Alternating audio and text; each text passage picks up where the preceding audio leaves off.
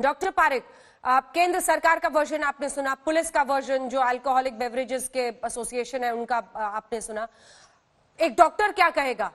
40 दिन से हम लोग लगातार शोज कर रहे हैं कि किस तरह से हिंदुस्तान का ग्राफ, इंडिया का ग्राफ दिखाइए। हम दिखा रहे हैं कि इंडिया और जो बाकी मुल्क है उनका जब ग्राफ दिखता है तो हिंदुस्तान का कोरोना ग्राफ अभी भी नीचे की तरफ नहीं जा रहा है। तमाम मुल्कों के कंपैरिजन में डॉक्टर पारिक एक बार फिर से मैंने ग्राफ रख दिया है। फ्रांस की जो स्थिति थी, हम वहां पर पहुंचे हुए हैं, हम नीचे की तरफ नहीं जा रहे हैं अभी भी। ऐसे में ये दुकानों का खुलना, ये भीड़ जुटना, अगर ये कोरोना कैरियर्स बने तो कौन जिम्मेदार होगा डॉक्टर पारिक?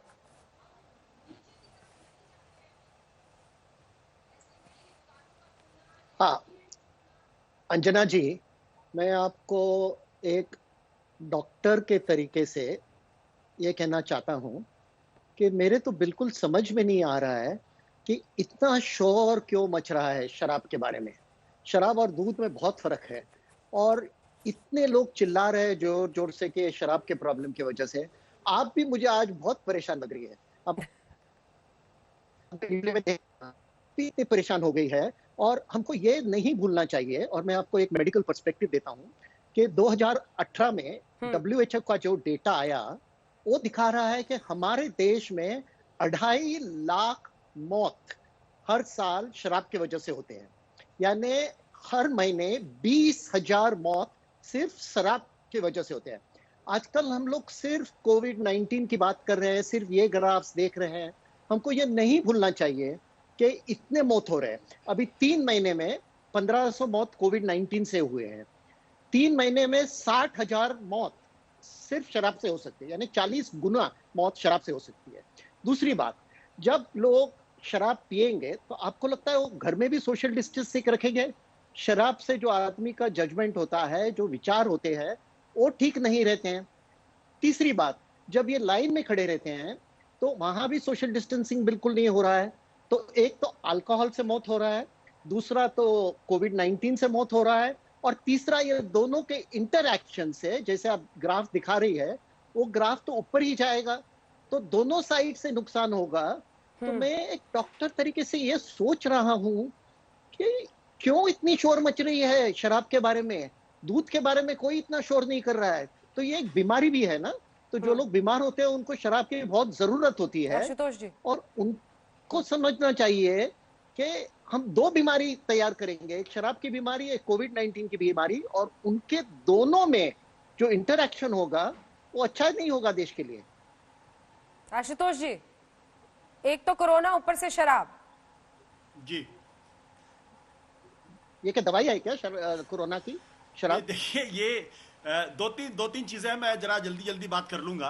पहली बात तो ये कि जो सरकारें ये तर्क दे रही हैं कि रेवेन्यू आएगा और रेवेन्यू आने के बाद हम लोगों को तनख्वाहें दे पाएंगे, तो उस लिहाज से तो फिर गुजरात और बिहार की सरकार तो अपने किसी आदमी को तनख्वाह दे ही नहीं पाएंगी।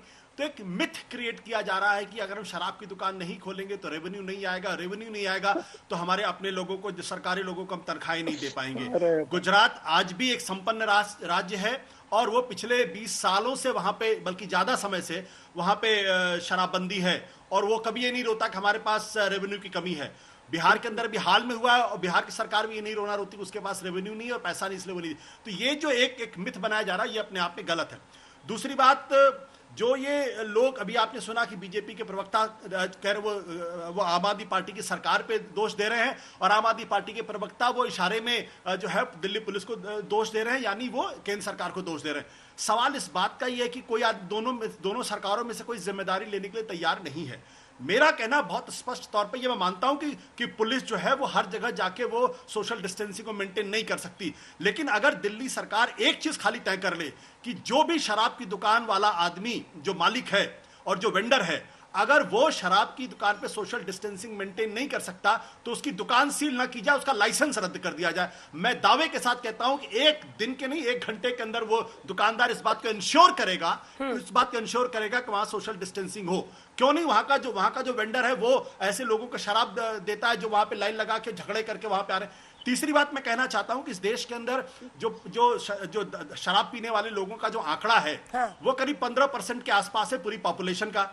उसमें से पुरुष कितने हैं? 27% है। महिलाएं कितनी? 1.5% है। तो जो सड़कों के ऊपर जो हंगामा दारू की दुकान में करते हुए दिखाई पड़ रहे हैं, इसमें 99% पुरुष हैं, मर्द हैं। और इनको इसको भी ध्यान में रखना चाहिए कि ये क्यों वहां पे आपने किसी महिला को शराब लेते हुए देखा है क्या? वहां किसी को नहीं देखा आपने? आज पहाड़गंज में लाइन कुछ लगी थी लोग हैं, महिलाओं की, वो तस्वीरें हम दिखा रहे हैं।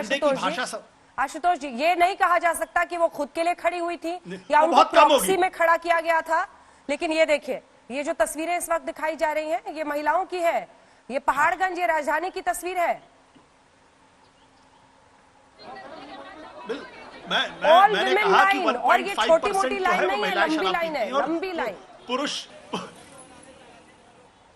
27% पीते, तो 1.7% और 27% का कोई मुकाबला ही नहीं।